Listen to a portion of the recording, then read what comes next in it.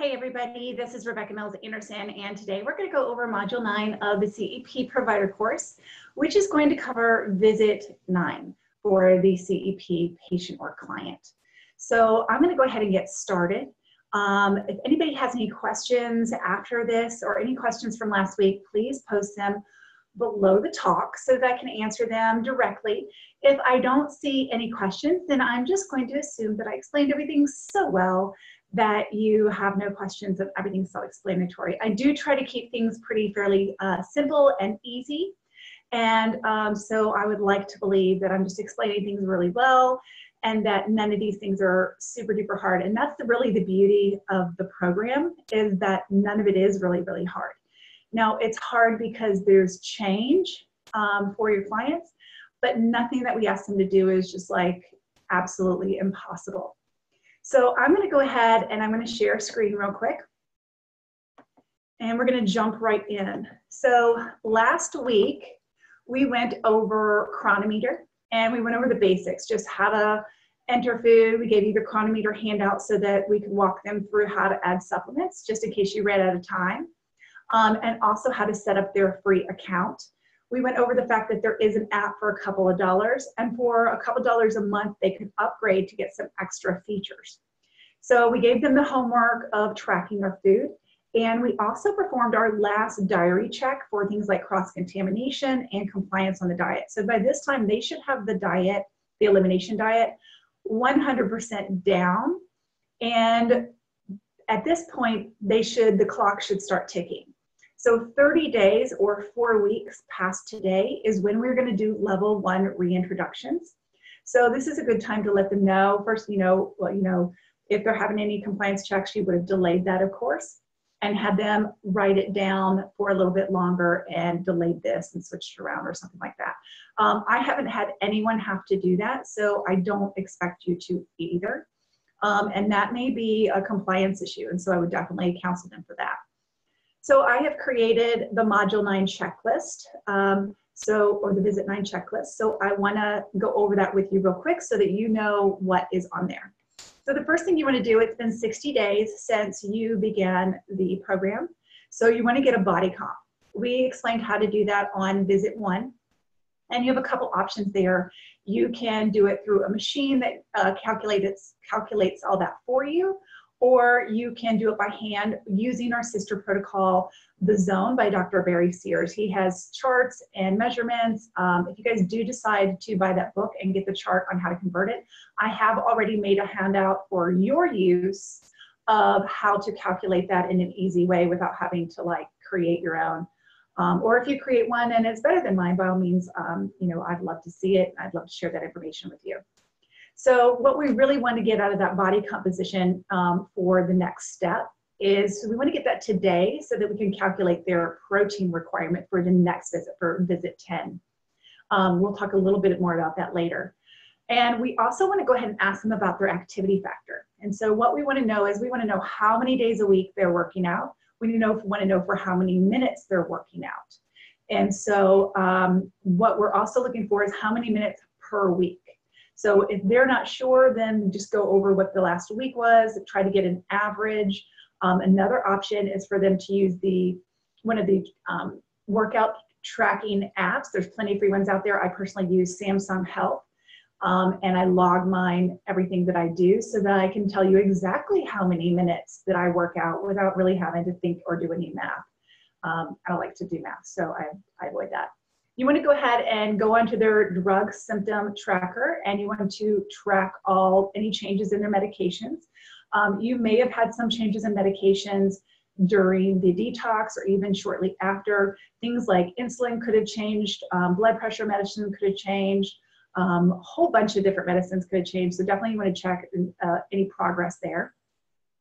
And you also want to track their symptoms. So we also had this Symptom Tracker Log that tracked their top symptoms, and we graded them on a 0 to 10, with 0 being zero symptom and 10 being the most excruciating thing that you could possibly imagine. So for pain, it's boiling in hot oil. For fatigue, 10 is bouncing off the walls, 0 is unable to groom and feed yourself, and things like that. So we had them grade that, and we put other things on there as well, according to what mattered the most to them. So usually I recommend doing like the top 5 or 3 ones, depending on how long you have the case. If you have the case for 8 months, you can do up to 10. If you have the case for 3 months, and you really want 1 to 3 is really what you're trying to focus on. So the next thing you're going to do is hand them another copy of the metabolic assessment form. That's the symptom tracker we had at the beginning. And you want to send that home with them and have them return it on the next visit, or sometime that week would be even better if they could email it to you or drop it by the office. The next thing you want to do is you want to have them sign into Chronometer, and you want to do this on the computer and not on a phone, so that you can do the next thing, which is set their settings. So we'll go over that in just a minute on how that works. Now, plan A is to check to see if they're tracking food and supplements. If they're doing that correctly, then you're going to show them a few extra tricks, and then you're going to look for nutritional gaps, and then you're going to decide what could be better, and then come up with a list of focus foods for those. We'll go a little bit more into that in just a moment. You also want to set expectations that they may need supplements to fill in gaps. It's very common to need calcium is one that I find that people need. And magnesium, they should already be on. We'll talk about that in a little bit minute. And vitamin D is a common one to need. And usually a B complex with activated B or methylated Bs in it are also recommended. So those are some of the usual suspects. We'll talk about that more in a minute. If for some reason they're having trouble with their tracking, then you want to go back over things and help them so that they can be successful next week to the full extent. So if they're not able to move forward, then you just wanted to spend the entire session just going over Chronometer, making sure they know how to track their food, making sure that they understand how to put things in, understand that how to put their supplements in, how to make things easier for them. Any kind of objections, any kind of resistance, you're just going to spend time and do that. And then you'll do this session on visit 10 and so on and so forth. So plan A instructions is the first thing you want to do is you want to go to settings. So I'm going to go ahead and I'm going to stop share for just a second. You see that I have the planning instructions. We'll go over those in detail in just a moment. And then at the end, when they leave, you're going to take their body comp and calculate the protein, the carb range, and the minimum fat for next visit, which we'll talk about actually in detail next module. We'll talk about it a little bit today. But you want to make sure you have that information to calculate. It doesn't take long to calculate it, but it sure is boring for them to watch you do it. And that's time that could be better spent. It takes about 5 minutes if you are doing it by hand. And if you have a machine, then you have it automatically as soon as that machine spits out a report or whatever it is you need to do to get that. The main thing you need to get is that lean body mass and their total weight. And that should be the end. Of course, the body fat percentage will track progress. Okay. So I'm going to stop share for just a second, and I'm going to go over and make sure that I didn't miss anything. I always give you access to the notes that I'm using in order to teach this module. I'm just better in writing, so that's why I do that. So the first thing I want to go over is, okay, so last week, I'm just going to review a little bit. Last week we taught our patients how to use Chronometer. This week I'm going to go a little bit deeper into Chronometer in a way that I would not do for patients. I'm going to show you some tricks and some tips on things you as a provider need to know about Chronometer so that you can be the expert. But first, we will do the assessments. So as I mentioned, within 60 days, we're going to get accurate measurements, body comp, symptoms, problems, drugs, MAF, and all that kind of stuff. So again, refer to session 1 or module 2, where we covered body composition. Quick reminder that we could use the scale. We will also be using some of these calculations on the, we're using this not just to track progress, which is great. So some people are see progress. We also don't want to focus on this because a lot of people have trouble losing weight or changing their weight when they have SIRS or are SIRS susceptible. And it's one of the last things to fall in place. For other people, this will be a great reward. It'll be very encouraging. And if it's not, you're going to use the symptom survey as your encouragement piece, not the weight and body fat percentage. So you're just going to focus on whatever the wins are, regardless of where they come from. And we're going to not worry about the ones that the body just isn't ready for yet. So the first thing that we want to do is go over to settings. So I'm going to share a screen with you real quick. And we're going to go over to the Chronometer. And I'm going to show you exactly how to do this. Now I'll be toggling back and forth between my instructions to make sure I don't miss anything and stay organized today. And and also Chronometer. So I'm going to move my instructions up to the top. So the first thing I'm going to do is go over to settings right here. So you have settings right here that can do, like, you know, copy previous day, copy current day. So if they're using the same thing every day, you absolutely could do that. I like mark day complete. One of the reasons I like that is because you see how there's like a light green and like a more medium green over here. The medium green are days that I have marked complete, that I know that that's a really good day. I did that a lot of times because I wanted to be able to reference those days as examples for people. So that's why I did that online. They will do them because it tells the computer which days I'll have like the full day in it and which days are just partial days. And we really don't want to look at partial days. We want to look at successful days unless they're doing a lot of partial days. So, and then we'll definitely do that. So there's a settings thing there. I also want to show you this, that we have added Biometric. So I can put in my weight, I can track my heart rate and blood pressure if I want to do that. I can track my body glucose. So if somebody's having problems with blood sugar, I would track their glucose. If they were having problems with heart rate and blood pressure, then I would have them track that, especially when it comes to food sensitivities, because they can have a significant change in that. And so say, for example, someone has dysautonomia, I want to look for food sensitivities that would cause changes in heart rate and blood pressure. So I might put that in, and for example, I might put something like 110, I think it says systolic, and I can put in like 110 and add measurement, and then I can put in the other one, diastolic, and I'm probably not even doing these right, so I have no idea if I'm doing these. So that's an easy thing to look up if you're not familiar with which one is which. And then I can add a note that says 1 hour after eating, or whatever the time is. And I could do multiple of those. When we're tracking how food affects blood pressure and heart rate, we will do it in a series, and we'll go over that a little bit more in reintroductions.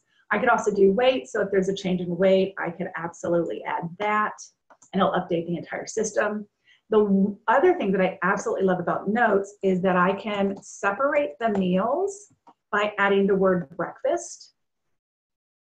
And then say I had a banana for breakfast, and maybe I had some salad for breakfast, and maybe I had some bacon for breakfast. I'm just going to add random things, and then I could do another note for lunch and separate those. We want to do that because we're not only trying to balance their days later to balance their blood sugar, we're trying to balance every meal, and we can really help them do that. If I want to look for the macronutrients, I'm going to add as if I had lunch with some chicken, drumstick, we'll say that, that's good. Again, I had some salad, possibly salad plain, 1 cup, sure. And let's just say I had some watermelon. I'm just gonna add random things that I can think of. Okay, so that was lunch. So let's say I wanna look and see what the balance was just for breakfast. What I would do is select that. Now at this time, I'm pressing the shift button. So I'm gonna press shift, I'm gonna hold it down while I select the others. And this is gonna tell me the nutrients just in that meal. So it tells me the nutrients, it tells me the carbohydrate. This one, for example, had adequate protein, but it had an imbalance of protein to carbohydrates.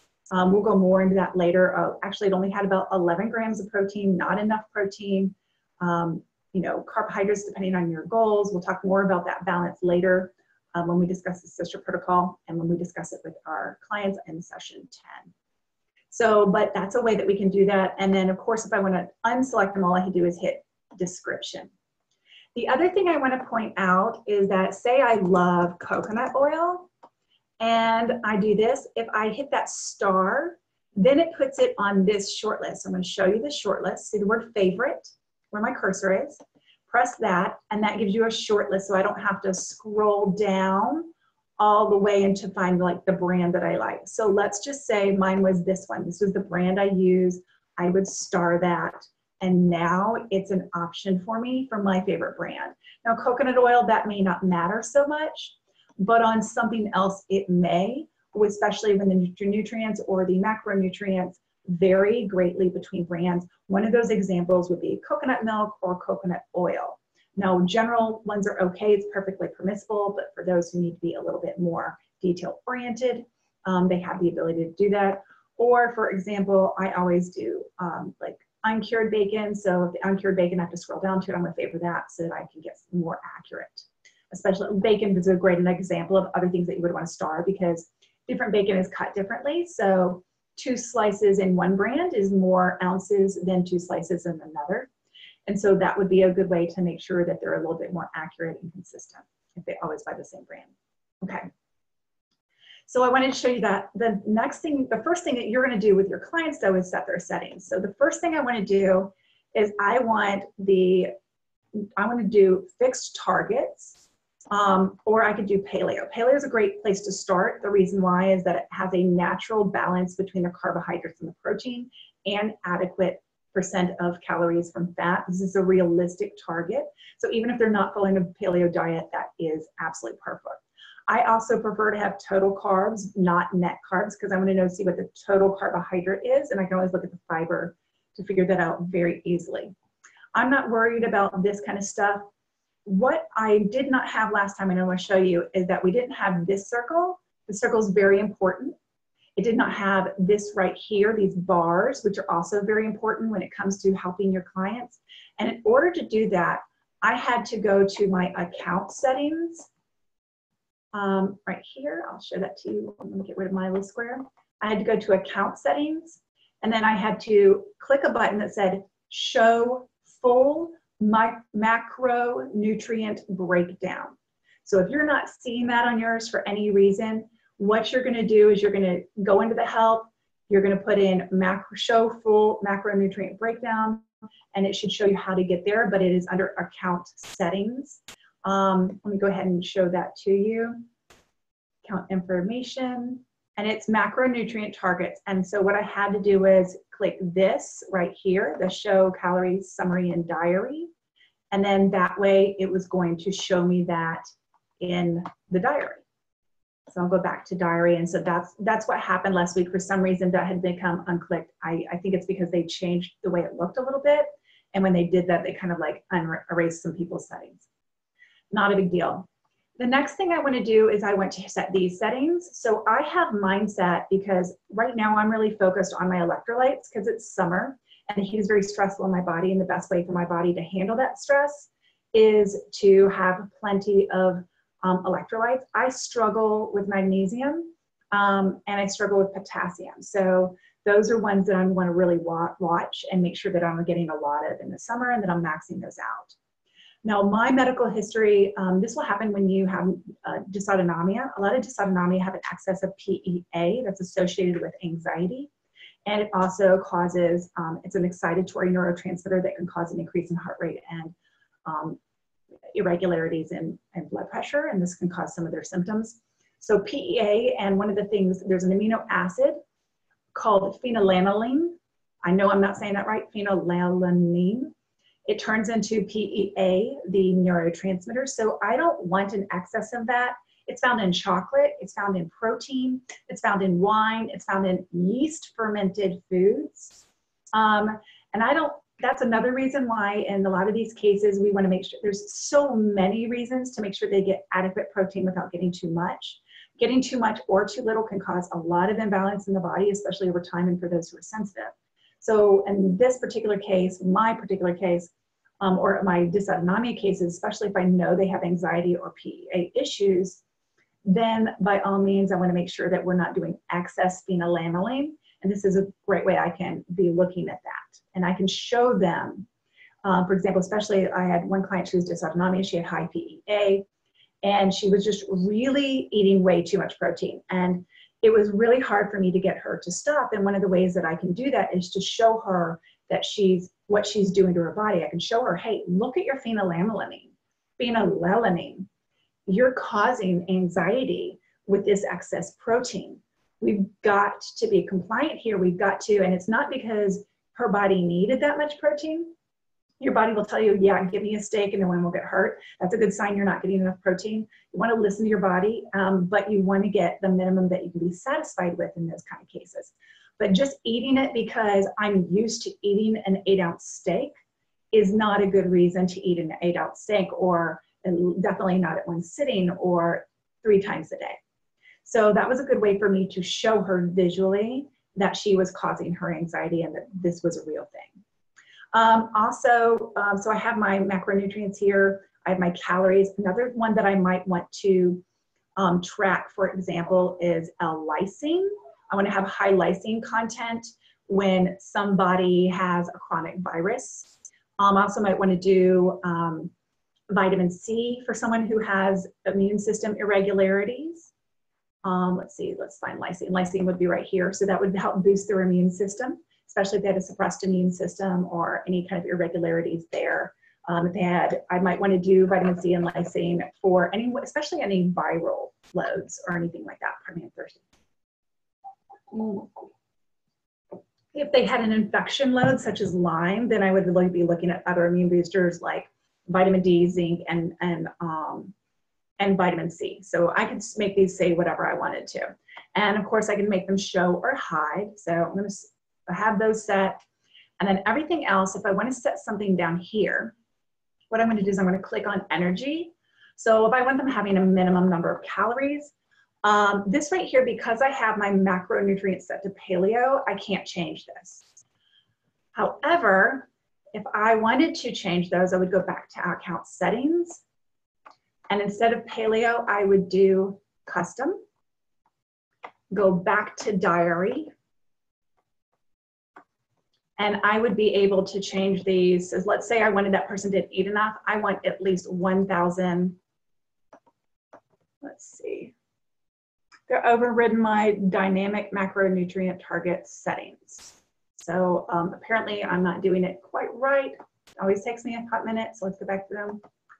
Let's go to macronutrient target, dynamic macronutrient, it is custom. Okay, so this is what this is. So I would basically, I'm gonna do it this way. I think green is protein. And I'm just picking something. Okay, and then I'm gonna go back over to diary.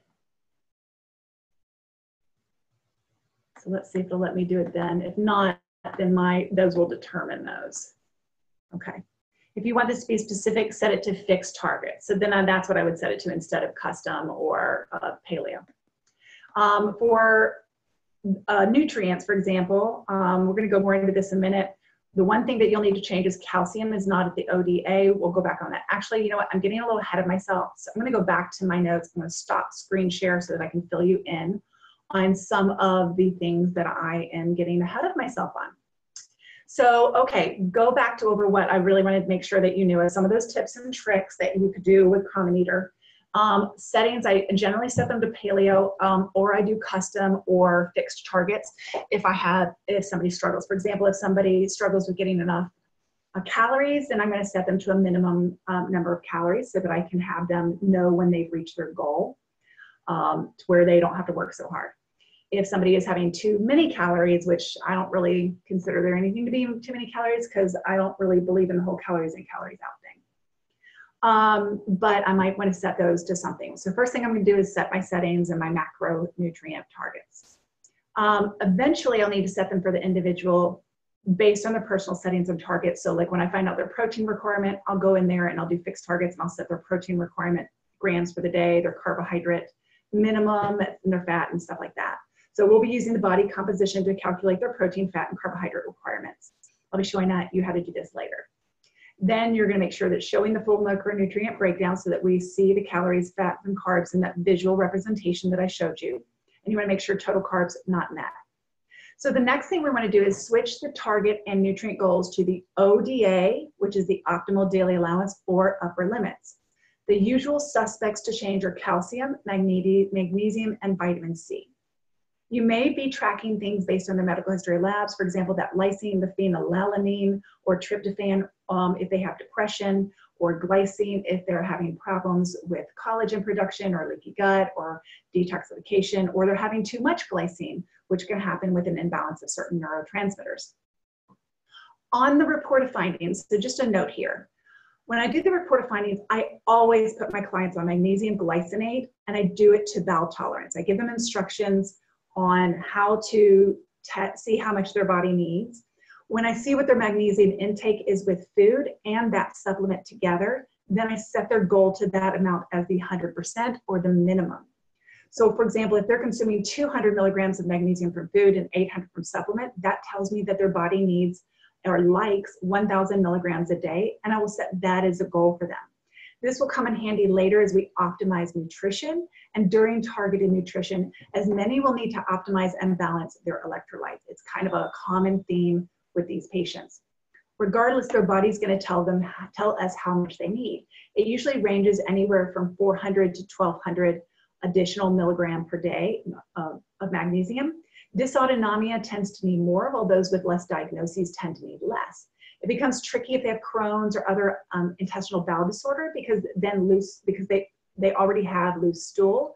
So bowel tolerance really isn't a good way to find out their optimal daily dose for them. There is no optimal daily dose or upper limits for magnesium because it's so by individual, and someone who's chronically ill is under more stress, so their body requires more magnesium in order to keep up with that stress and in order to heal.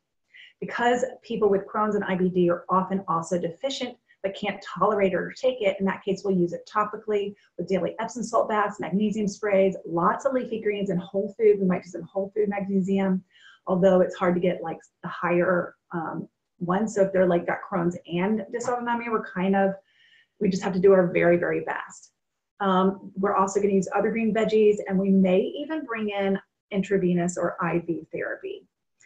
So I also want to show you how to find their average daily intake of each nutrient. So I'm going to go back and I'm going to share screen real quick with the Chronometer. Okay. So I'm going to go to a complete day, for example, here. This is a complete day.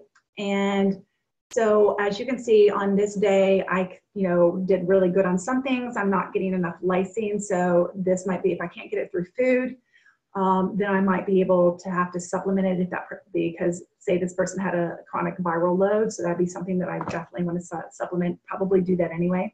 Magnesium, I'm going to show you how I set goals here. So magnesium, I set this to 1,200 based on the fact that they're usually getting around 300, and then they're having to also take stuff on top of that. So I might increase it through foods so that I can decrease it through supplements, but I know from experience that I calculated this person's to be 1,200. And maximum, I put 2,000 just so that I could have a maximum. And this kind of gives them a goal when they're traveling or under more stress or under sick. So we'll go for that. Calcium is going to be 1,200. That one you're going to need to change every single time.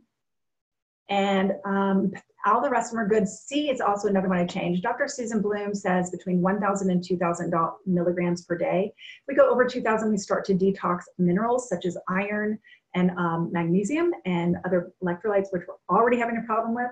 So I don't like people to go over 2,000 milligrams. This does mean they need to supplement. They'll use the acerola cherry powder to supplement and reach their goal here. Using anything else will involve cross-contamination. So please use that acerola cherry powder that I introduced you to during the CEP detox. So those are really the only ones that you always are going to have to change. Okay, so in order to look out, and let's see, I want to make sure I got my verbiage right. Okay, I'm going to show you how to find their average daily intake. So at this point in the session, the person will have come in, and I'm going to do the last 7 days, because if they have a free version, then it's only going to let you do this last 7 days. I'm going to make sure there are no empty days being tracked.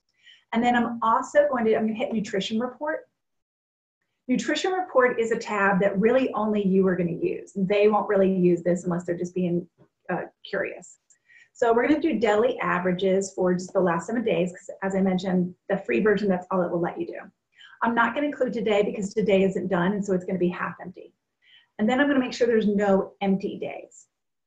And so what that's going to tell me is what this person on average ate for the last 7 days of the days they tracked.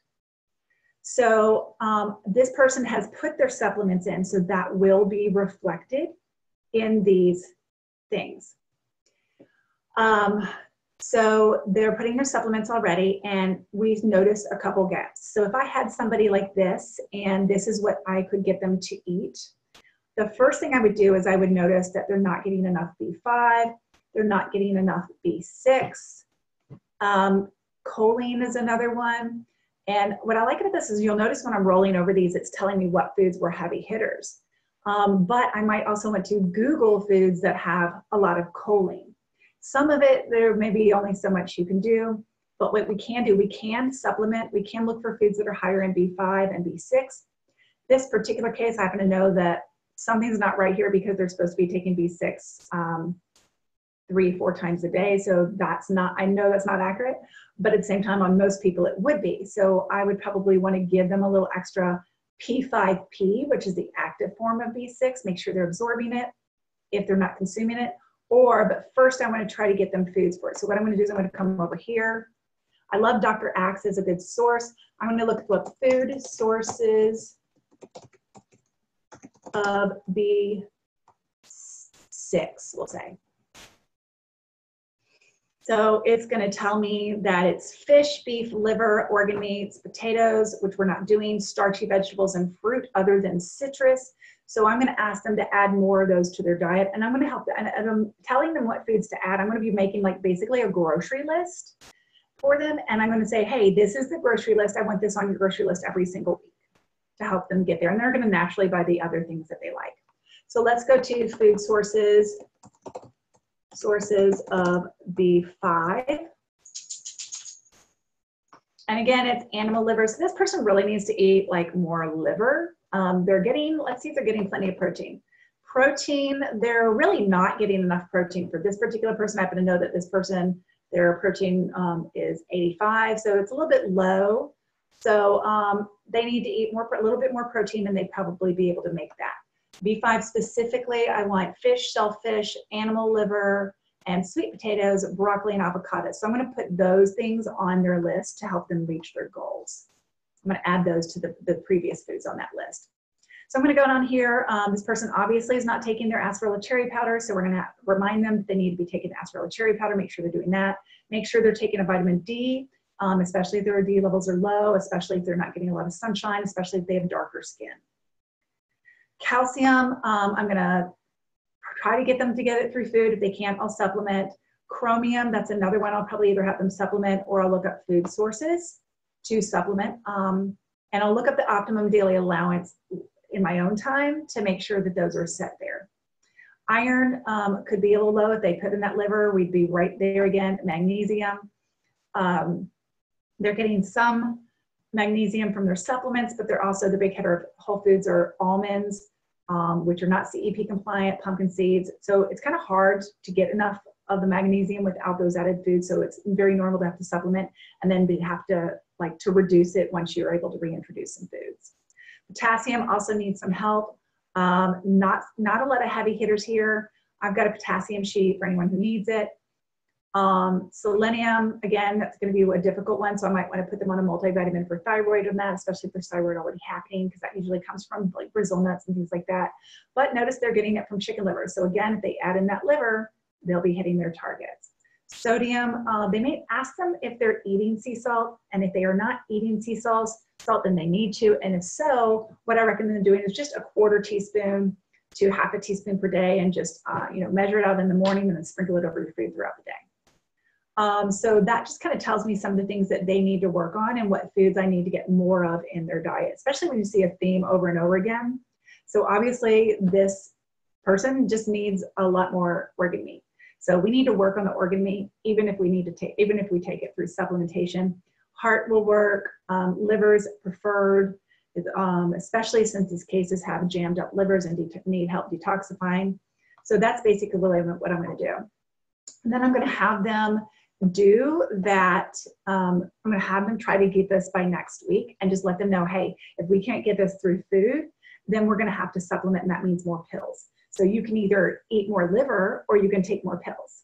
And, of course, I don't really mind which one they do, because all I'm going to do is give them pills of liver. So, but I'm not going to let that come out of their supplement bank. I'm going to make that come out of their grocery list, whether they take in pill or not. And since they already have to buy groceries, it would be a lot more economical to just eat the food and get full from it rather than take a pill and then also have to eat food on top of that. Okay, so that's how I find out what their nutritional gaps are. If they don't have their supplements, of course, we'll be working on tracking the supplements, and we'll do this next week. So let's see. So one time, yes, I'm sorry, I kind of got lost in thought. So let's talk about people who had troubles with Chronometer. So this is your plan B. If somebody had trouble with it, you're not going to go over the things we just went over. You're not going to find the gaps. You're not going to be finding the foods just yet for them to focus on because you don't really know what they're intaking. I don't want to give them goals or put more supplements on top of them if I don't everything and I'm not positive 100% of how much they're already taking. So for that person, if they were taking a B complex and for some reason it's not in there, I don't want to give them more B5 and B6 without knowing how much they're getting already. So I want them to make sure they're successful in that. So last week, your client should have been tracking their daily food intake as well as their supplements. If they're not, you still need to see that they did it correctly. Some common mistakes are they get confused on entering supplements. So I just go through that with them real quick. So one time I had a person put an entire week's food on one day. So we want to go through how the calendar works so we can show them how to find things and that they can move around their days. We also want to show them some of the extra features that I showed you earlier, or we can just know them for ourselves. I don't always have time to go into all the extra features with them, but occasionally can give them a tip here or there if I think that it will be helpful to them. So I'm going to show you real quick, something I was going to show you, let's see. Oh, I'm going to show you just the calendar tip real quick. So we'll go back over there. And I'm going to go here. So let's go over to calendar. So up at the top, you have, we're going to go over right now, we're in nutrition report, your tab. I call that your tab because that's an average for a week. So that's what they're having on an average day. So I'm going to go over to today and I'm going to show them. So I'm going to show this right here. First of all, if I want to go to a different day right there, I can just hit right that. Or I can go to a specific day that I want to show somebody and look right there. If I hit right here, it goes to the next month. If I hit right here, it goes to the next year. So we can really just pop all around. I can also hide that by clicking here. So if it's not there, they just click there. So they may need to know that. And they also need to know that they don't have to hit save at the end of the day. They can hit complete, but they don't have to. So this one right here, you'll notice it's a lighter green. It wasn't completed, but there's nothing that's changed on that one. As you can see, it was a very hungry day. So I am going to mark that day complete. Okay, so I wanted to make sure that you guys knew how to use the calendar there. And this is kind of interesting too, right here, changes in weight, calorie intake over time, things like that. Okay, so let's go back here. So if anyone has that kind of confusion about where to enter it or saving anything like that, just go over that with them real quick. Make sure they don't have any problems. I'd say that only about 20% of my clients have problems. It's usually those that are scared of computers, and just a little hand holding, a little comfort and a little patience goes a long way with them so that we can get the information we need in order to help them take their bodies back. Okay, so, so there we go. I'm just catching up. So after that, we are done, and their homework is just, so if they were plan B, then their homework is to just track their food and supplements so you can look at nutritional gaps last time. If you found their nutritional gaps, then you're going to look up foods, create them a grocery list of foods you want on their grocery list and on their plates every single week, some food recommendations to help fill those gaps, and that's their homework if they're plan A. So after they leave, you're going to get their protein requirements. So you'll have gotten a body comp one way or another, and you're going to need to calculate their lean body mass. Now you can measure that on a scale, or that will calculate for you as a mission, or the handwritten way that I also mentioned. You'll use the measurements that you took today, and after the visit is over, you will calculate the results and get the information you need for the next visit, where we teach them to use food to control their body in various ways and to reach goals using food and the balance between fat, carbohydrates, and protein. To give you an example, and I'll review this in detail next time, if they're having problems with energy, they need to balance their macronutrients. If they're having problems with thyroid, with adrenals, with inflammation, with weight loss, with any of those things, they're going to need to have it. And trust me, when mood swings, hormones, all of those things are going to be affected by balancing your macronutrients. So they're going to have at least one of those, if not all of them, or somewhere in between. So everybody needs to do this. It's a big factor in being able to control your hormones, and to being able to control your adrenals, and to being able to control your energy or your mood swings. And we're going to need all that stuff. So we'll go more into that later. But you're going to take their lean body mass in pounds, and you're going to multiply it by their activity factor. Now, in effort to show you something visual, I'm going to show you what I'm looking at, some of my notes, so that you can go along with me in some of this stuff. So you'll multiply the lean body mass by their activity factor. So for example, if they're sedentary, then you're going to multiply it by 0.5. If they work out 30 minutes 3 times a week, or a total of 90 minutes a week, then you're going to multiply it by 0.6. If they work out 1 hour 5 times a week, or a total of 5 hours a week, then you're going to do 0.7. You're going to do 0.8 if they are morbidly obese, or if they lift heavy weights and they're a bodybuilder or a weightlifter. So if their lean body mass is 75 pounds and they're working out 3 times a week for an hour, then they would have an activity factor actually of 0.65, because they're somewhere between 90 and 5 hours a week. So that's the closest I can really get. So 70 times 0.65 is 49.65. This means that they roughly need 50 grams of protein. Now, depending on their blood type, they may need 45 or they may need 60. So within like 10 pounds, anywhere between 40 and 60 is really what I want them to aim for. And you can kind of tell, someone's like, oh my God, that's not enough. Then I'm gonna be like, okay, listen to your body. I want you to get as close to this as possible. If your body tells you that it's craving more protein, then I want you to go up a little bit, but I want you to eat the least amount as possible and still be satisfied on the protein level. If they're like, oh, that's too much, then you want to be like, okay, here's what I want you to do. I want you to get as close as possible. But if you feel like need it out or anything like that, then we'll lower the requirement to around 40 or 45. So I want them to eat a little bit more than their comfort zone, but I don't want them to feel needed out. If their body is telling them it's too much protein, if their body's telling them it's not enough, it's one thing. If it's emotional though, then they need to suck it up, and they need to choose. Do you want the 8-ounce steak, or do you want to feel good? Now that doesn't mean they can never have a steak. It just means that not every day. It means like date nights or special occasions. Yeah, you can splurge and have a steak, but you need to get right after you have that splurge meal, you need to get right back on track with balancing. So 99% of the time, they need to have these balanced and not have the 8-ounce steak. So now remember, that's not 50 grams of meat, nor is it 50 grams of protein from meat. If they're eating 9 cups of vegetables, or up to 14 cups of vegetables for men, or people with hearty appetites, or a large protein requirement, they may be getting anywhere from 25 to 40 grams of protein just from their vegetables. So if they're getting 25 grams of protein from their vegetables, this is what I consider a small amount of protein. 50 grams is not a high protein requirement. It's actually, I consider it low. It's like for a woman who is small, I would put her on, she would be around 50. And so she's probably only going to be able to eat about 6 to 8 cups of vegetables instead of the 9. And I'm going to give her 6 as the minimum. And I'm going to tell her she can't have any extras like bananas and apples until she gets 9. So if she's hungry enough for bananas and apples, then she's hungry enough to get at least 8 cups of vegetables. So she'll probably get 25 of those grams of protein from their vegetables. Then only 25 grams of actual protein from meat is actually needed for the day. It's only about 3 ounces. So it really, truly is a condiment. So 50 is the total protein, not just the meat protein. So make sure that when you go through them, I'm going to show you on a chronometer what that would look like. So we're sitting here on this day where that person was really hungry. Their total protein was 100, so it's a little higher than this person needs 85. It was a little higher, so let's go to a little bit more. I'm going to cheat and go to a better representation day. So this is a little bit normal. 75 is the amount of protein they have. So I'm going to highlight everything that's not meat.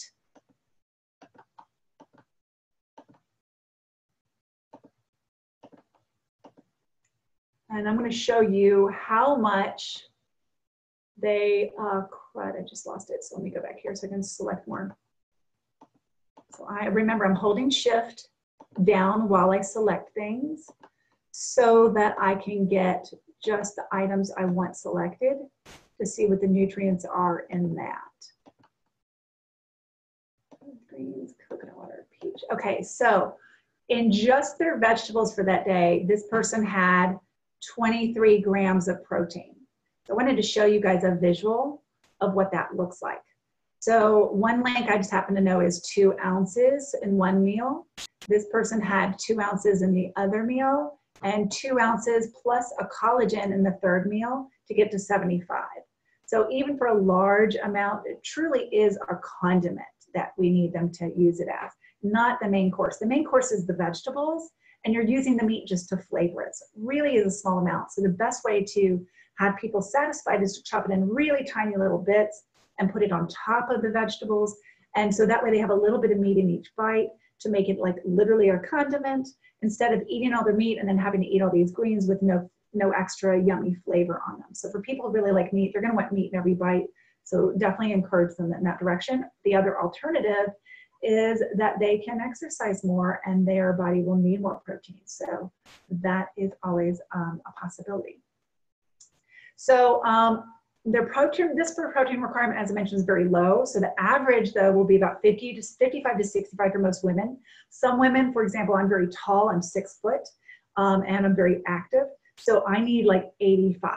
And there's times when I actually need more towards 100 because I was very active, and times where I only need 70 because I was sedentary that week. Like on my period, I don't need as much protein as I do on my follicular phase where I'm very active and might work out for like 5 hours that week, you know, or close to it.